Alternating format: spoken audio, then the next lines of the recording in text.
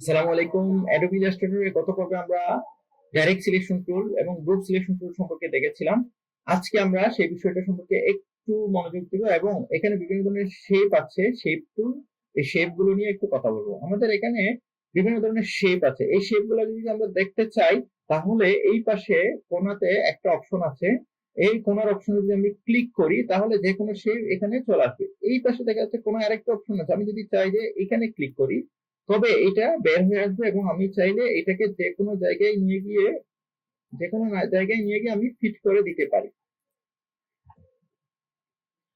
এটা যখন আমি ফিট করলাম তাহলে আমি এখানে 6টা অপশন দেখতে পাচ্ছি। একটা প্রথমটার নাম হচ্ছে রেক্টেঙ্গেল টুল, দ্বিতীয়টা রাউন্ডেড রেক্টেঙ্গেল টুল, তৃতীয়টা হচ্ছে ইলিপস টুল, পলিগন টুল, অ্যাস্ট্রা টুল এবং ফ্লায়ার টুল। এর মধ্যে রেক্টেঙ্গেল টুল আমরা শিফট এবং অল্টার চেপে চাপি এটা একটা বর্গাকৃতির আকৃতি তৈরি করবে এবং নরমালি আমরা যে কোনো একটা আয়ত, রম্বস বা যে কোনো আকার আমরা তৈরি করতে পারবো। রাউন্ড রেক্ট্যাঙ্গুলার টুলের ক্ষেত্রে যে কোনো একটা রেক্ট্যাঙ্গেলের ক্ষেত্রে এটা জাস্ট একটা রাউন্ডেড হয়। এখানে রাউন্ডটা ছোট বড় বা কম বেশি করা যেতে পারে। এই অপশনটা দিয়ে রেক্ট্যাঙ্গেল টুল দিয়ে আমরা চাইলে বাংলাদেশের জাতীয় পতাকার একটা ডিজাইন তৈরি করতে পারি। এগুলো রিমুভ করে দিলাম। বাংলাদেশের জাতীয় পতাকার মাপ আমরা জানি যে 10:6 এবং মাঝখানের বৃত্ত হচ্ছে যে মূল সাইজ সেটার 5/1 তাহলে আমি যদি দিই এই ক্ষেত্রে আমরা যে কোনো একটা যখন আমরা রেক্টেঙ্গেল টুল নিব, যে কোনো টুল নিব, আমি জাস্ট ক্লিক করব। ক্লিক করলে আমার এখানে ওয়েটও দিতে বলবে, হাইটও দিতে বলবে। 10:6 কে আমরা দিতে পারি 1000:600।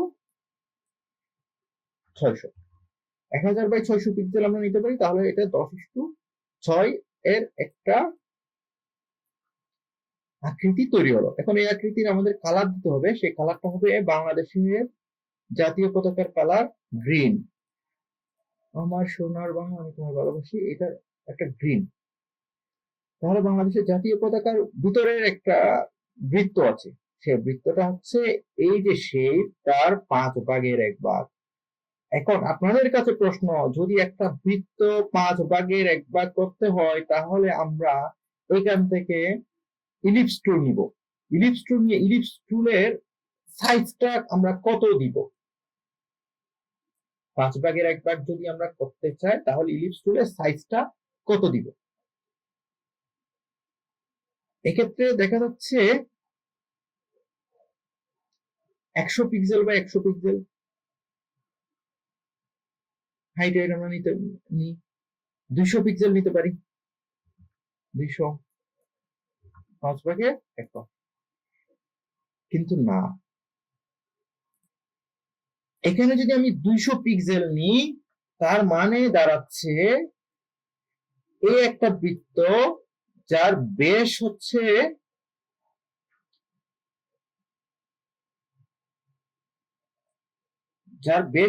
200 পিক্সেল। তার মানে এটা হাইট হচ্ছে 200, ওয়েট হচ্ছে 200।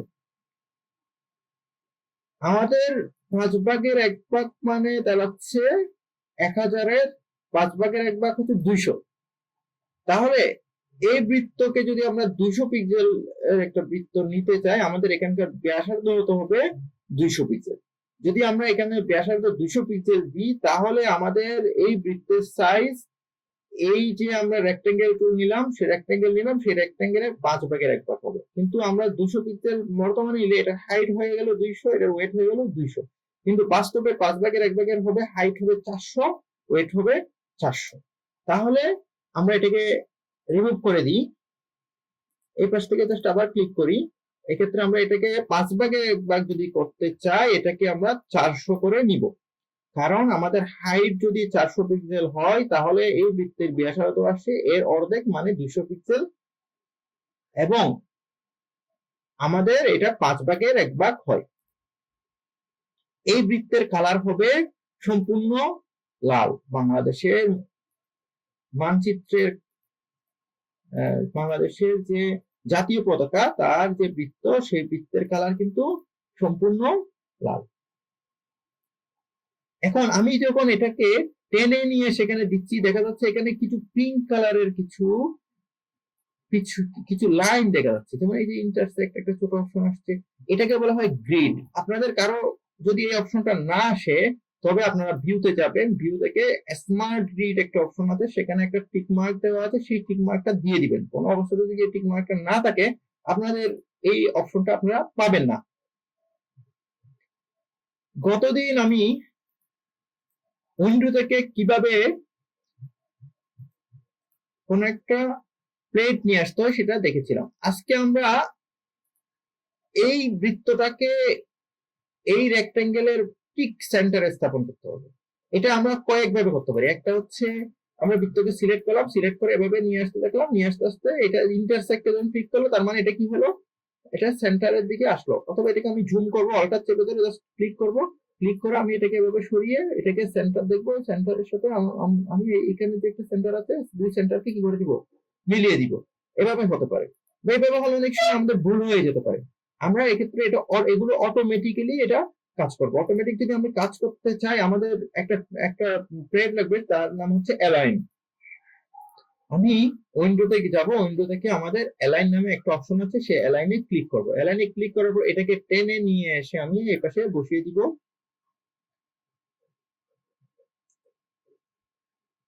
তাহলে এই অ্যালাইন অপশনটা আমার এখানে চলে আসলো। এই যে অ্যালাইন অপশনটা আছে, অ্যালাইন অপশনটা আছে, সেই অ্যালাইনে কয়েকটা অপশন আছে। আমি মনে করি এই বৃত্তটা আমার এখানে আছে, এই বৃত্তটা আমার এখানে আছে। এই অ্যালাইনের প্রথম অবজেক্টটা নাম হচ্ছে হরিজন্টাল অ্যালাইন লেফট, এই অপশনটা হচ্ছে হরিজন্টাল অ্যালাইন সেন্টার। তাছাড়া অ্যালাইনের সবচেয়ে মূল বিষয় হচ্ছে, বাকিগুলো আমি ক্রস করে দিই আপনাদের বোঝার সুবিধার জন্য।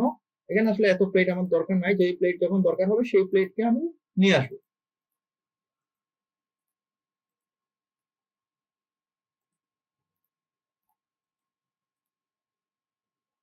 আচ্ছা, এই অ্যালাইনের দুইটা অপশন আছে, একটা হচ্ছে অ্যালাইন টু সিলেকশন, আর একটা হচ্ছে অ্যালাইন টু আর্টবোর্ড। যদি আমি অ্যালাইন টু আর্টবোর্ড করি, এদেরকে অ্যালাইন টু আর্টবোর্ড করি এবং এইখানে যদি অ্যালাইন অবজেক্ট টু সেন্টার করি, দেখা যাবে এই একটা আর্টবোর্ড ঠিক তার মাঝখানে সেন্টারে আমার দুটো অবজেক্টই চলে আসবে। এখন আমি চাচ্ছি আসলে এই একটা অবজেক্ট, এই একটা অবজেক্ট, এই অবজেক্ট এবং এই অবজেক্টের সেন্টার থাকবে একই। তাহলে আমাকে অবশ্যই অ্যালাইন টু সিলেকশন দিতে হবে, এবং অ্যালাইন টু সিলেকশনে নিয়ে গিয়ে আমাদেরকে এখানে দেখতে হবে এই পাশের সেন্টার মানে হচ্ছে এই পাশ থেকে এই পাশ, দুই পাশের সেন্টারটা মিলে যাবে। এখানে যদি আমি ক্লিক করি, তবে এই দুই সেন্টার সমান অবস্থানে আছে, এই এই এইখানের সেন্টার এবং এটার সেন্টার সমান অবস্থানে আছে, মানে অ্যালাইনটা ঠিক আছে। এখন আমি চাচ্ছি এটার ঠিক মাঝখানে এটা চলে আসবে। তাহলে এখানে একটা অপশন আছে vertical align centre. Vertical align centre যদি আমি ক্লিক করি, তাহলে দেখা গেল আমার দুইটা যে অবজেক্ট, দুটো অবজেক্টের সেন্টার হয়ে গেল একটা। আমাকে নিয়ে এসে এটাকে মাপতে হলো না, এটাকে জাস্ট আমি অ্যালাইনের মাধ্যমে এটাকে আমি সেন্টারে করে দিলাম। তাহলে বাংলাদেশের একটা জাতীয় পতাকা আমরা ডিজাইন করে ফেললাম। এই জাতীয় পতাকার মাপ হচ্ছে 10:6। এখন আমি শিফট এবং অল্টার চেপে ধরে যতই আমি পরিবর্তন করি না কেন, এটার মাপ থাকবে 10:6 এবং বৃত্তের মাপ সেম টু সেম থাকবে। কারণ আমরা যখন শিফট অল্টার দিয়ে কোনো কিছু ধরি, সেক্ষেত্রে দেখা যাচ্ছে আমাদের সবগুলো অবজেক্টই একই সাথে ছোট হয়, একই সাথে বড় হয়, একই সাথে ছোট হয়, সরি, একই সাথে বড় হয়। শিফট এবং অল্টার একসাথে ধরতে হবে আপনাকে, শিফট এবং অল্টার একসাথে ধরতে হবে। এবং শিফট এবং অল্টার একসাথে ধরলে হয় কি, সেন্টার থাকে, সেন্টার ঠিক থাকে এবং চারপাশে সমানভাবে ছোট বড় হতে থাকে। আমাদের এই অপশনটা খুবই গুরুত্বপূর্ণ, আমাদের প্রত্যেকটা কাজে শিফট অল্টার ধরে আমাদেরকে ছোট বড় করতে হবে। সুতরাং আপনারা কোন অবস্থাতে শিফট অল্টার না ধরে, শুধুমাত্র কোনো কার্সরের কোনা ধরে কোনো অবজেক্টকে আপনারা বড় ছোট করবেন না, এতে করে আপনাদের অবজেক্টটা ফেটে যাবে, আপনাদের অবজেক্টটা চারিদিকে সম্পূর্ণ বড় হবে না, জিনিসটা সুন্দর দেখাবে না। এবং অ্যালাইন টুল বাদে কোনো অ্যালাইনমেন্টে আপনারা যাবেন না। এটা হচ্ছে ইলাস্ট্রেটরে ডিজাইন করার ফার্স্ট শর্ত, একদম প্রথম শর্ত হচ্ছে অ্যালাইন টুল ব্যবহার করতে হবে। কোনো অবস্থাতে অ্যালাইন টুল বাদে হাতে ধরে অ্যালাইন করা যাবে না। শিফট এবং অল্টার না চেপে কোনো অবস্থাতে কোনো অবজেক্টকে ছোট বড় করা যাবে না। তাহলে এটা নিয়ে একটা আমি